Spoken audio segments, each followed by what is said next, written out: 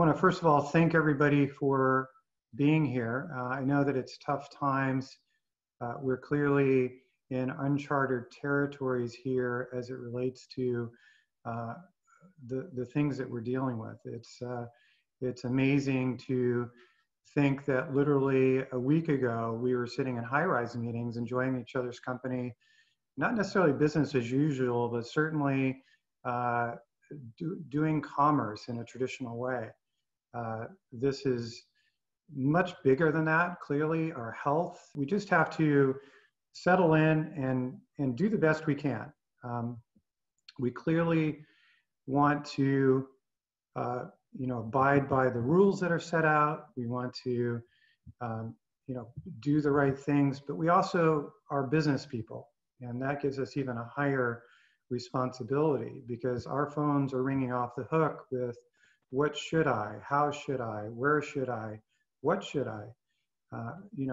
People are dealing with layoffs, they're dealing with cash flow issues, they're dealing with needing loans, they're having to figure out how to survive, and this group here is the group that's going to support the business community, and especially the small business community out there in the world that have really been impacted with this.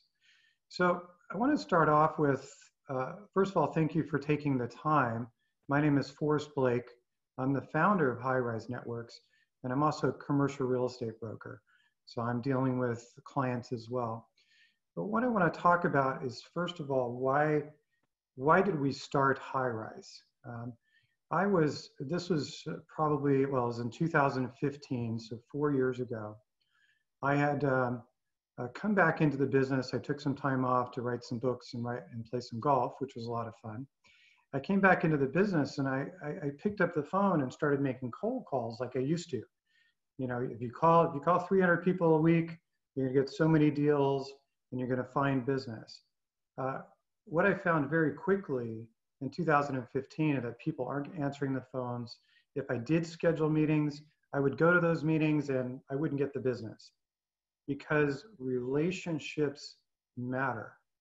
Putting people together that know you, that can refer you to this client is paramount.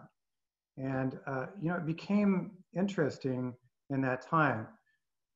When you're kind of going it alone, as most of us are sitting at home now, but if you're going it alone and you're trying to build a business by yourself, it's lonely, it's quiet, it's depressing in a sense. So I was being affected by all of that, and then most importantly, my revenue dropped to zero. I wasn't able to make any money. So it was fundamentally not the approach that could work. So I sat there and I said, well, how am I going to do this? The way we've done it in the past is you develop relationships and you build business. And literally being up in Mike Bamel's building, up in the Wells Fargo building in downtown LA, I looked and I said, all of these buildings behind me have potential sources and clients. Why don't I put people together within these high-rise structures to do business together, and then they'll do business with me. So that's kind of how Highrise was founded, and excited to now talk about the evolution of that 4 years later, and the fact that we have now 40 groups, which is super exciting. We're approaching 650 members now. We're just launching in Houston. Thanks for a lot of you folks that are just joining there, but it's been fantastic. And we have a lot of legacy members on here, and we have quite a few people that aren't members. So looking forward to really giving back here the things that we've been thinking about here at Highrise and some of the best practices that I've been learning through our meetings. So with that, we'll get started. So people are social creatures. We want to come together to accomplish great things. Most successful people aren't always the most talented or intelligent. I mean, I'm a perfect example, but they have a network. None of us are as smart as all of us. Ken Blanchard loved that quote. We are made up of the thousands of people who have crossed our paths in our life. We live in an interdependent world. So we need each other, no doubt about it. Albert, can you mute? Thanks. By reaching out to others and recognizing that we can't do it alone, I guarantee you'll see outstanding results. So the question is, what do we do about it? And that's what we're going to talk about today. But I want to touch on what I've experienced in the last few weeks. We've done about 7 Highrise meetings now on Zoom. They have been supportive, community-based. Somebody was singing Kumbaya earlier.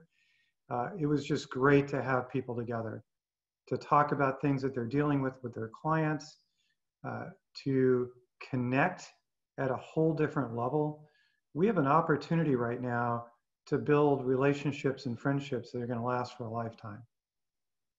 And Highrise has been a great, for me, an impressive example of this. So some of you are laughing. So we're moving from physical to social distance. It's easy for millennials, not so much for some of us seasoned veterans. We may not have physical meetings for 60 days, and some people are saying even longer. So if revenue is going to drop dramatically in this environment for everybody. So what happens if we don't start building those or repairing or being in front of our clients for 60 to 90 days? We're going to have little or no income for 6 months. I don't know about you, but that doesn't work for my balance sheet and my P&L. And probably just as important is that your competition, those folks who are working at this time, they're going to have a jump on you. Now, certainly I want to make sure life balance is here too. Certainly we want to take care of our family. We want to take care of our health. But in the interim, why don't we take care of our relationships?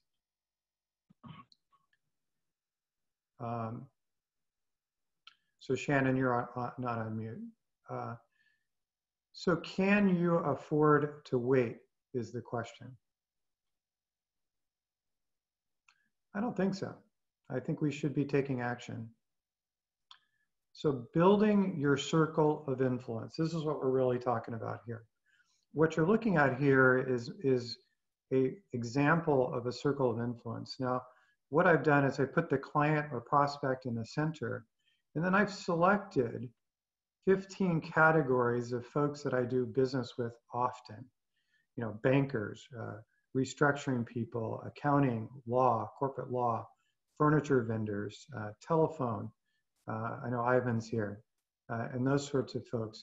And what I've done is I put, in addition to that, their phone numbers. So it's very easy for me to see where we are. And I know I'm seeing some chats here. I will pause and take a look at those right after this point. So a circle of influence is a peer group of professionals. These folks ask questions of each other, they share ideas, and they help each other in many, many different ways. In today's environment, they really help themselves with support. It can be the most powerful tool to grow your business. These folks that are in your circle become both a client resource as well as a source for your business. So the first thing for those folks that are Highrise members is leverage your Highrise groups. You're a member of our Highrise community. Connect with those folks. Fellow members and clients need you and your resources at this time. Top professionals have around 200 top clients. A group of 20 members has about 4,000 introductions that could be made over time. Schedule virtual one-on-ones. We talked about this. A lot of you guys are using Zoom already. Go for it. Join in our verticals. We have a legal vertical next week. We have a women's vertical. A bunch of these things are coming up. And at the end of the day, make sure and make the commitment and join your group meetings, even though they're virtual. So the phone is your friend. In today's environment, make a commitment to make phone calls, to schedule one-on-one virtual meetings. And the way we do this is the first step is start with your clients. And I'm sure most of you know this, but it's not going to be the call of, hey, John, I want to check and see if you're thinking about your lease renewal or you're looking to buy a building. What we're going to talk about is we're going to talk about them, what they're going through, the issues, and not related to us, because potentially that client might say, look, I'm really struggling. I need to find a place that can loan me some money. And you may be able to connect them up with the SBA disaster relief program that they've launched.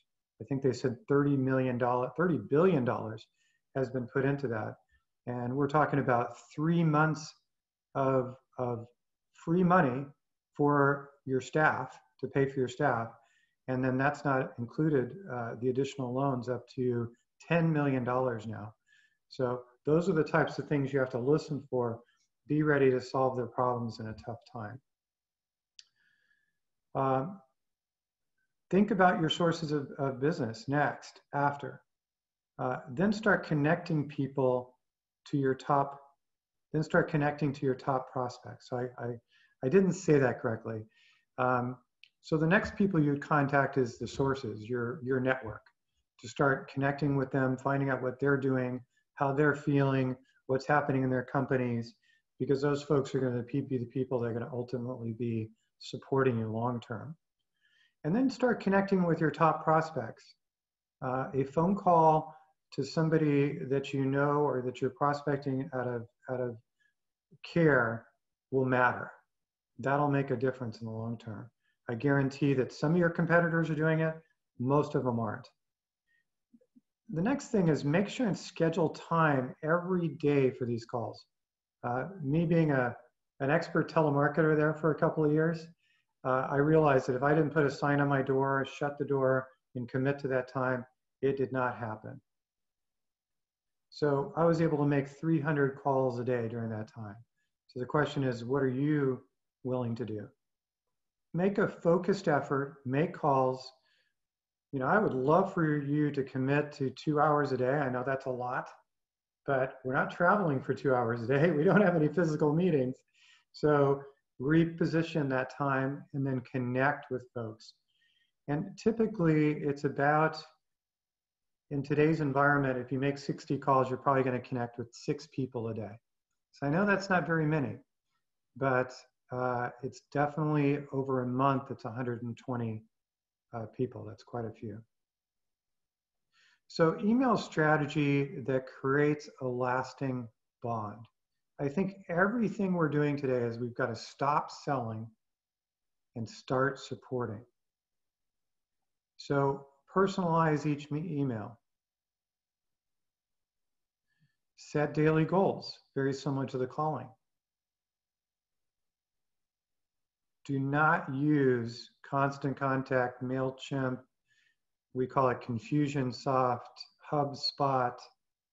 All of those are going to be blocked in today's environment.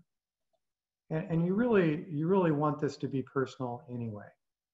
So sending one email at a time is the best way to ensure not only quality, but also deliverability.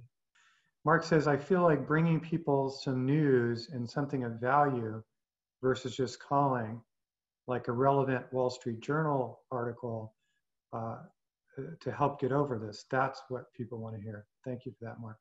So we've been doing marketing emails through Highrise.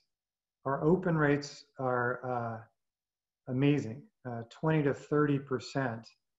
And the clicks have been up to 8%, which is just nuts. So we've seen some dramatic results that with I would say a sympathetic email, but what we've been doing is focusing on, this is a great time to build those relationships that are going to sustain your business in the future. And that message has been very well received.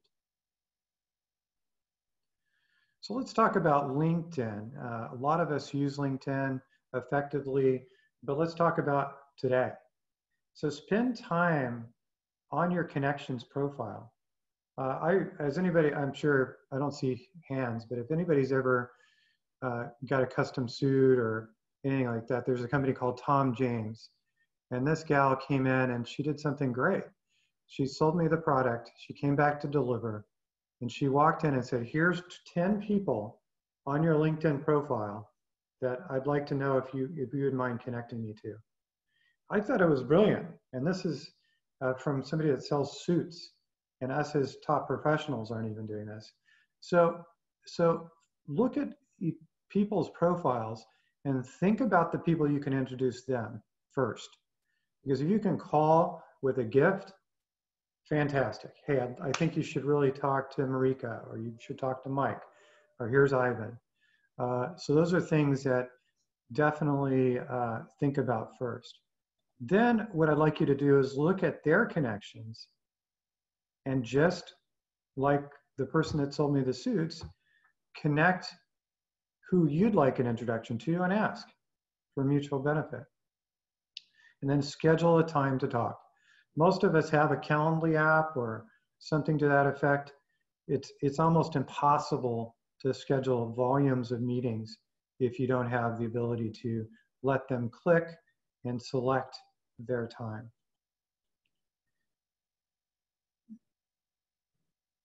So come from a place of contribution.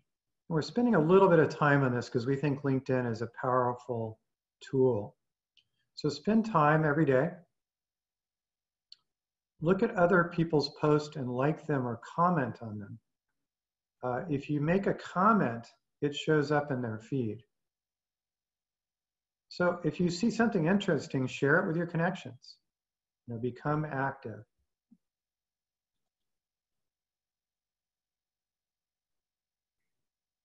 The other important aspect is find new connections to build your virtual network. LinkedIn groups are a great place also to join in the conversation and find new connections. So being focused on being a referral source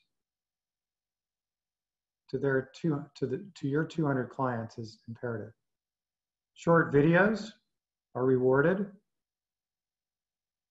Believe it or not, our little videos that we post through Highrise, we get between 500 and 1,000 views. That's pretty incredible. So maybe show some more personal side during this crazy time. I love that, Dan. Being a human being and not being a bot is super important in today's environment. So thank you for that, Dan. So share a story that you helped out a client, or maybe in this case, something that's happened that's touched your life through the coronavirus. Offer video testimonies about an organization. That's good as well. So my team was sharing pictures of their pets, lingering around them while working from home. I love that. One of our top videos was with a Frenchie who I had asked if he could say Highrise, and he said no. So pets are great. So be proactive about sharing your LinkedIn videos on YouTube. All right, let's talk about a little bit of the demographics, and then we're going to move on from LinkedIn. So the average CEO has 930 connections. 41% of millionaires use LinkedIn. 1 million professionals have published a post. 59% of LinkedIn members have never worked in a company more than 200 members. So Highrise is really mid-market, lower mid-market. So really the LinkedIn people are our people. 44% of LinkedIn earn over $75,000 a year. There's 5.5 million accountants on LinkedIn. It's a lot. And I'm sure they're very busy right now. Big deals are sparked on LinkedIn every day. Thank you. So here's some of the virtual meeting places that you can talk about. Now there's probably more, and if you guys want to post those in the chat, something that you use, feel free to do that. That's awesome. Back to do's and don'ts. So set up your technology. I know we've been doing our virtual meetings, and I would say about half the folks are troubled getting onto a Zoom. And I know it should be simple. Sometimes it just isn't. Sometimes video doesn't work, audio doesn't work. Sometimes you dial in and you do go in on the computer and then you have an echo. So just practice on it a little bit. Make sure your technology works. So for your virtual meetings, make sure and set up the expectations in advance. What are you going to talk about? What's the agenda? Are we going to talk about sharing opportunities? Are we going to talk about business development? Are we going to talk about a webinar that we're going to do? What are we going to do? So use video and make sure you are prominent in the screen. Check to see what's behind you. Believe me, we've had Zoom meetings where there's things behind that I'm not sure they wanted to promote. We had a couple of Highrise meetings already where kids, dogs, significant others come in and ask a question while you're on your webinar. So if you're gonna, it's kind of like that text message in a lunch meeting. If you're gonna have a meeting with somebody, commit the time, focus on them, and try to find a spot within the home that is quiet and you will not be disturbed. So very important. My initial thought on this was show up on time, because the thing that's worse than anything is when on a live one-on-one or on a virtual one-on-one, you're sitting there and the person's not there. Number one, it's disrespectful. It shows low priority for that other person. Very, very rarely am I late to anything. If anything, I'm early. So that's something to prioritize. I'm going to move over to the chat here for a second. All right, thank you, Nicole. Appreciate that. Great. She has an email link on her signature block, blocking out times on her Outlook calendar. Yeah, it's a great way to go. It's really mandatory in today's environment. All right. So write articles that make a lasting impression. Many of you may not know, but I've written 4 novels, and 2 of them are business books. And I can tell you that there's something really great about sitting down in front of a computer and writing. It's therapeutic, it's fun, it's frustrating, it keeps your attention, but you end up coming up with something that's fantastic. It's a great time to write articles, so set out some time every week. I mean, my mandate is I try to do 1 hour a week on writing, and you'd be amazed at what you can get done in that 1 hour. So if you're a night person, do it at night. If you're a day, early morning person, get up and do it. It's a great way to get a lot of original content written. So bottom line is, if you're writing content and you're posting it online, if somebody finds you organically, you're likely going to get that deal, or it's just not a qualified client. You know how many reach outs we get from people that are just not our focus. But writing can really change the game. So create a library of articles that show that you're an expert in your field. Keep it short and to the point. I mean, I love to write a novel, a 500-page novel, but really in today's environment, Pam, would you say it's a 3-paragraph? What would you say the number is? Yeah, that's about right. So you don't really want more than that. And the bottom line is, if you can create 50 articles, fantastic, and get them on a rotation. Post them on your blog, on LinkedIn, and Facebook, all those types of things. Have a call to action. So many things that I see in today's environment, it's a great article, and I don't even know sometimes how to reach this person. put your Calendly link on there. Put your scheduling link on there. Put a link for a pop-up box to sign up for future articles. You're spending the time writing it. Get some ROI on it. We've got 3 comments here. I'm going to go over to those. 4 novels. All righty. Yes, I have. Well, 2 of them are boring business books that I have in my pocket. The other 2 are the Sullivan's series that I wrote with my mom. Her name is Nancy Taylor Rosenberg. So look that up. We wrote, like I said, the Sullivan series. So thank you for that. Yeah, Mark, that's great. A short 110-page self-help book is the norm. I'm planning on finishing, or at least working on, my book on networking that I've got about 5 pages done on while we're here. And think about 110 pages. Shoot, that should take you, a couple of months at 5 hours a week. It's not going to take that long. So add keywords within your article. This kind of makes sense. And keep on going on that. So we're all in this together. We need to continue to do business with each other. We cannot disappear. It is not that time. The relationships that we're going to develop today are going to be likely the most important relationships you've ever had. Because in times of trouble and when people are challenged is when the winners, when the successful people, when the leaders emerge. Be that leader and be that support structure to not only your clients, but your resources around you.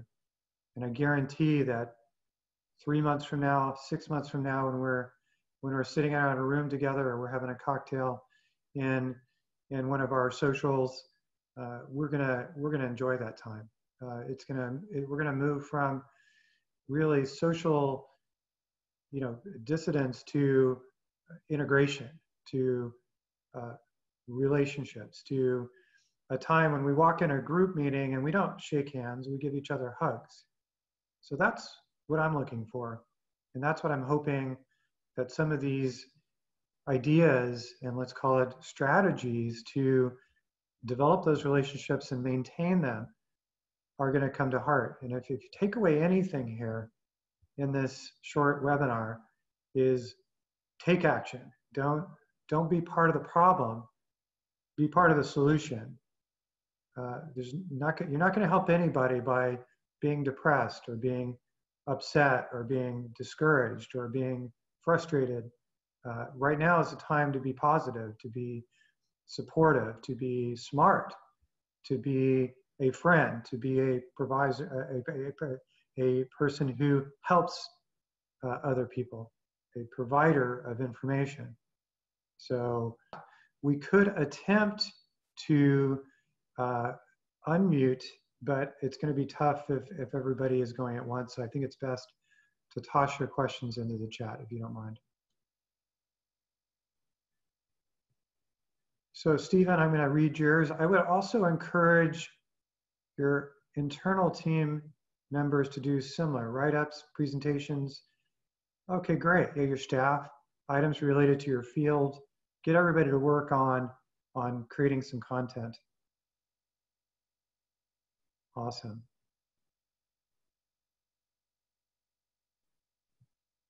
I'll find Chris. Sounds good, Mark.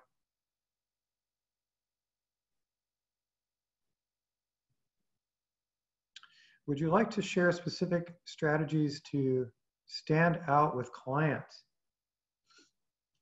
Yeah, it's a good question. So being unique is important, and that goes with anything. I think what happens is that in this flood of communications, the more unique you can be, the better. And it could be being funny. It could be showing, I love the idea of having a dog picture or doing something that's a little bit more personal than normal. I think that stands out for clients. But what's really going to stand out for clients is just communication. picking up the phone and calling it. And I know sometimes we wake up in the morning and we say, oh boy, there's the news. Shut off the news and make a call to a client. That's where you're really gonna make a difference.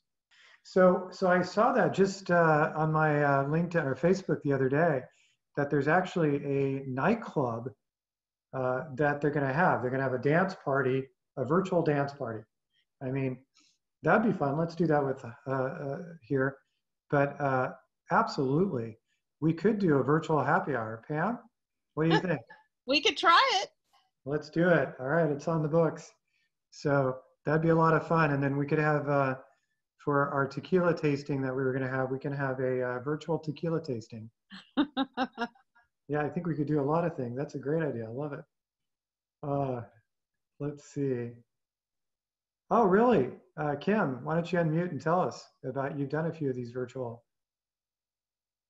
Yeah, so it's very fun, right? So you get your favorite wine, or I'm a bourbon fan, so that's my drink of choice. And you know, my only suggestion for people is that so either you do it so that you don't have a ton of people, because as Forrest has already identified, that a lot of people can't be talking at one time. Right. So either do it in groups of 10 or 12, or the other way to do it is find somebody who has a premium account, have them set it up, and then you can do breakout. You can do breakout groups. You can tell people, like put people in groups of 4 or 6 or however you want, and then bring them back after a certain amount of time and then re-scramble them. So that's a great way to be creative about getting people to be able to talk in smaller groups. Awesome. Well, thank you for that. Cindy, you wanted to make a comment about customer service? Yeah, just one of the things I've been telling my customers is that, you know, providing excellent customer service is generally free. And as companies are cutting back, I worked for Hilton for 13 years and I was there during 9/11, and I worked on the honors program, and everybody was making their loyalty programs less attractive after 9/11 because the business was hurting. And Hilton decided to double down and actually make their program more attractive. And we actually gave everybody their status they would have normally earned instead of cutting them back. And we got tremendous goodwill out of it. And it was a real lesson that now is the time to double down on being extra rewarding and give extra customer service, because it will differentiate you. Love it. Cindy Goss, you want to share a few ideas? Thanks, Forrest. I was just going to share that since we are our clients' contingency plans, because Propel is a full service branding and marketing firm, since we are their contingency plans during this time, we have tools that have been set up that we can drop content in for social media.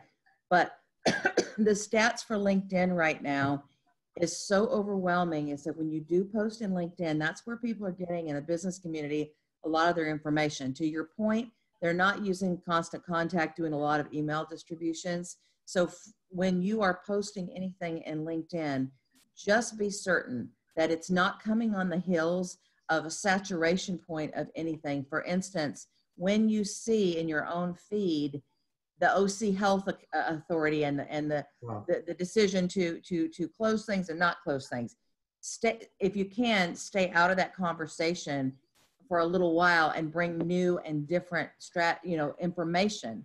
Because once people get, I mean, it's so changing so quickly right now that you have to be innovative in what you're going to say. And it's got to be, like you said earlier, super helpful about how to keep your business running successfully. So just don't follow the pack is what I'm trying to say. Yeah, standing out, being unique in any networking situation is important. You want to be able to have a different story. I mean, that's absolutely, thank you for that, Cindy. John, yeah, no drink dialing, no drink webinars, no drunk webinars, make sure. And that's what we see a lot of time. I was going to put a bottle of bourbon behind me just so that when I made that point that everybody would know, but instead I'm just drinking vodka. Why not? No, that's water. Let's see. Mary, you want to do a quick brief? We're almost out of time, but go ahead, Mary.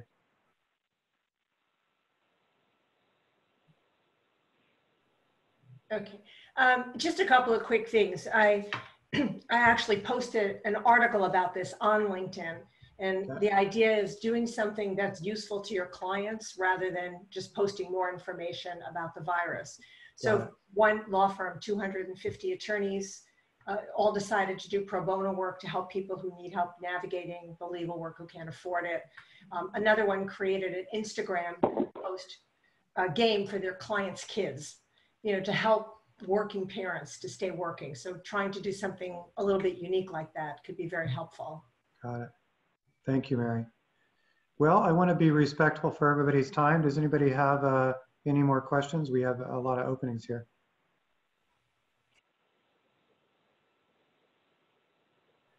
You know, it's really fun. I just went back to the video.